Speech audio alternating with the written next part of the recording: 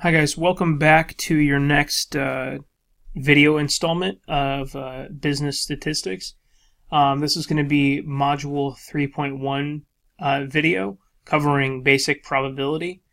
So right now we're just looking at a screen of terms, experiment, outcome, event, sample space, the two approaches to basic probability being classical and empirical, the law of large numbers, minimum probability of an event, maximum probability of an event, and then the concepts of mutually exclusive and collectively exhaustive.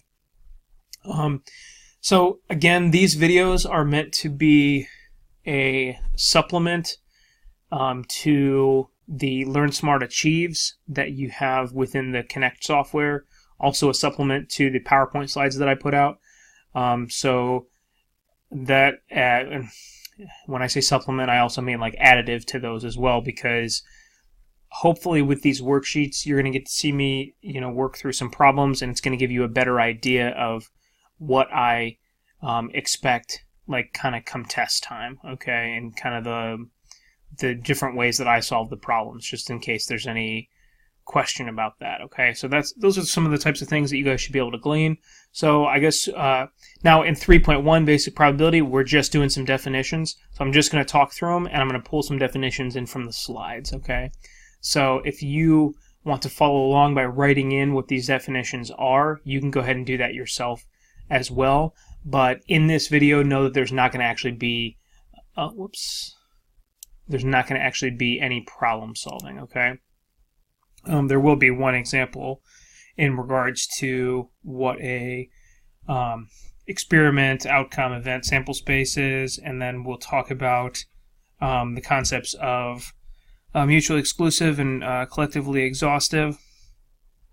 We'll talk about the concepts of classical and empirical as well as an example. But mainly this is just going to be definitions for this.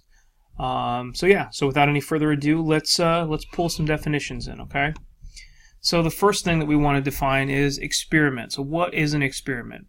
And our slides will define them sort of like this. I'll define it like this: the process that leads to one of several possible outcomes, which cannot be predicted with certainty before the experiment is conducted. Okay, so we're just going to have an experiment that an experiment is going to just be a process that leads to one of several possible outcomes, which cannot be predicted with any level of certainty before the experiment is conducted. And so I'm going to pull in this definition here, and we're going to paste. Okay. So then furthermore, an outcome is a single result of an experiment. And I'm going to pull in that definition.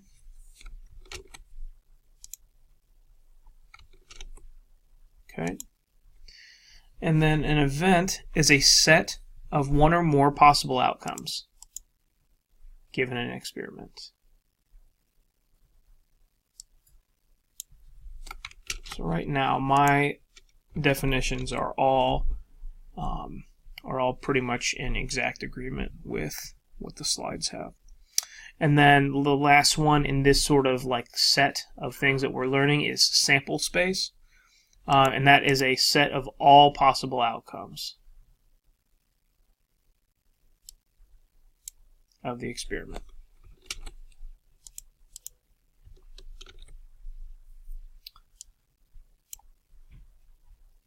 Okay, so we'll go ahead and get into an example of that.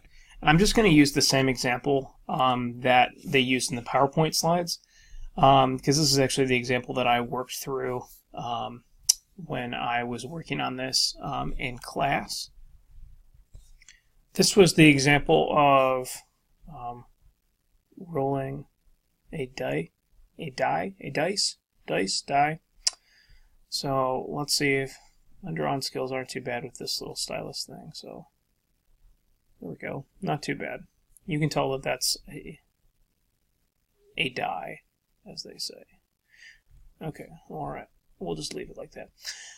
Okay, so the experiment or the process that leads to one of several possible outcomes, which cannot be predicted with certainty before the experiment is conducted, that would be, so like the experiment would be rolling the dice, rolling the die or the dice, okay? And why is that an experiment? Because we can't predict the outcome of the dice with any level of certainty. Okay, so it could land on a 1, it could land on a 2, it could land on a 3, all the way up to 6 if it's a standard die. Okay. So then an outcome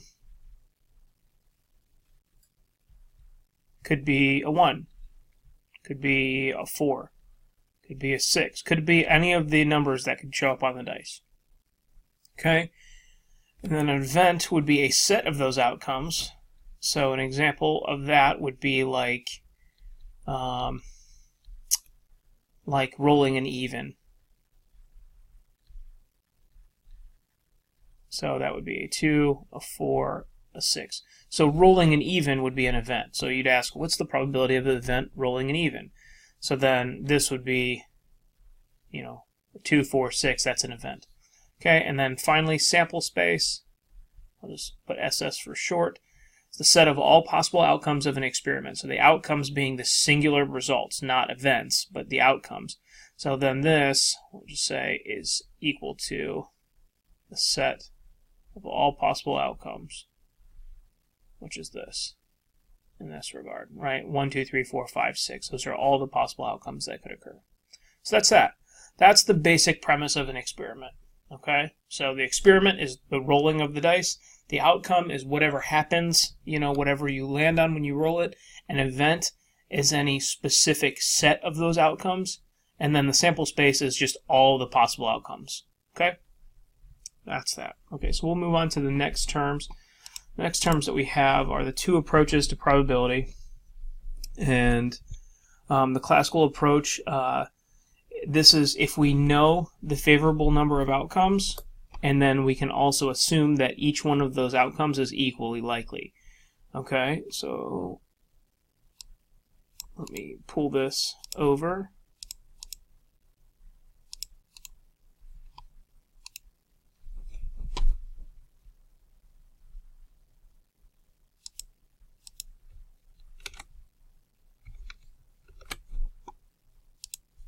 There we go. Sorry. And that example that we just used was definitely a classical experiment, right? There's 6 outcomes.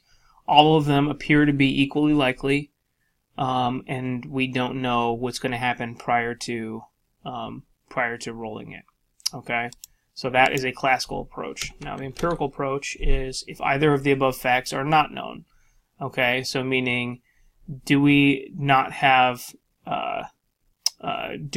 know the number of favorable outcomes, or do we not know that they're equally likely? If any one of those things is the case, then we have to use the empirical approach, which the empirical approach just means that we're going to be conducting essentially many trials in order to determine what probabilities are when we work with these experiments, right? So much of what we'll do in this chapter is the classical approach, where with a problem you'll get a probability, and you'll have to, that'll be set in stone, and you'll have to, answer a question on the probability given the rules that you've learned.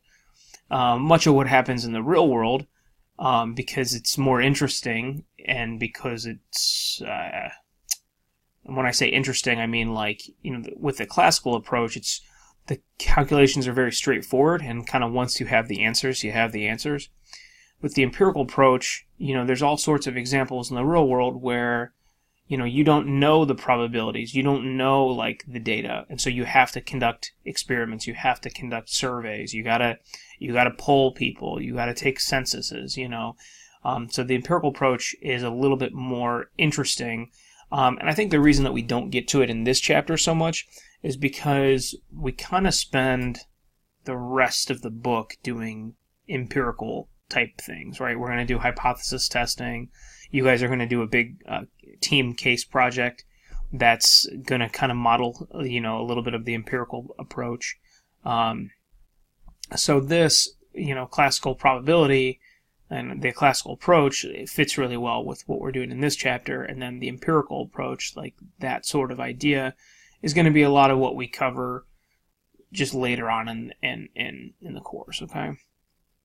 All right, so we'll get to the rest of this. So the law of large numbers. The main gist of this, and what I've written in my notes, is this is when dealing with empirical probabilities. This rule just means that as you take more and more trials, okay, what is going to happen is with these experiments, the probabilities that you're getting calculations of are going to approach the actual true probability. Okay, so let me pull this definition in from the slide. It says that, yes, that is our slide. Okay. Everything wants to be bold. I don't know why. Bold and underlined. I thought I got rid of that. But anyways. Okay, and so then the minimum probability for an event is obviously 0, and the maximum probability for an event is 1. Okay? And if that's not obvious, think of it in terms of this. Okay? You can't ever have a likelihood of something occurring that is not between 0 and 1, right? So if I asked you, well, what's the probability that you have to go to the laundromat today? And for instance, you know that you're not going to the laundromat today. Okay? The minimum probability is 0. You can't have a negative probability, okay? But if I asked you that same question and you knew that you were going to the laundromat that day, okay, you're 100% certain that you're going. Okay, you can't be 110% certain. You can't be 200% certain. All probabilities, all likelihoods operate in a range from 0 to 1, including 0 and 1. Okay? And then we'll move on to mutually exclusive and exhaustive. And collectively exhaustive. And this is how our book defines collectively exhaustive.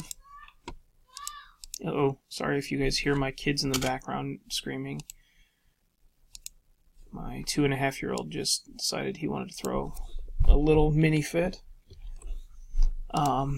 Such is life. Anyways, so collectively exhaustive is at least one of the listed events must occur when an experiment is performed. And this is something that seems like it's overly obvious, but like in the situation of our dice, like it's just saying that when we roll the dice, we have this sample space of 1, 2, 3, 4, 5, 6. One of those numbers will occur. It's not like randomly you're going to roll a standard die and you're going to roll an 8. Like, it just can't happen. So that's the idea of collectively exhaustive. Okay. And for mutually exclusive, if a set of collectively exhaustive events has no overlap, it means that the events are also mutually exclusive. Okay? So that just means that if you had a set of events, so take for instance our dice example, we have the rolling an even, which signifies that we roll either a 2, 4, or 6. We also had another event that said, well, we're going to roll a 3 or below, and that was then, a 1, 2, or a 3. Both of those events would hold 2 as an outcome, and so then those events wouldn't be mutually exclusive. Okay, so a mutually exclusive set would be then the set of 1, the set of 2, set of 3, set of 4, set of 5, set of 6, or events of 1, event of 2, event of 3, event of 4, event of 5, event of 6. Those would be mutually exclusive, or event of the evens and an event of the odds. Those would be mutually exclusive events because in the evens it counts 2, 4, and 6, and in the odds it counts 1, 3, and 5, and there's no overlap there. So that's what it's meant to say when we talk about mutually exclusive. Okay, guys, well, that wraps up the terminology that we're learning for section 3.1. Not really any problem solving, but just kind of some concepts there. There's also some good content within the Learn Smart Achieve and on these slides if you'd like more examples. So check those out and let me know if you have any questions. Thanks so much. Bye.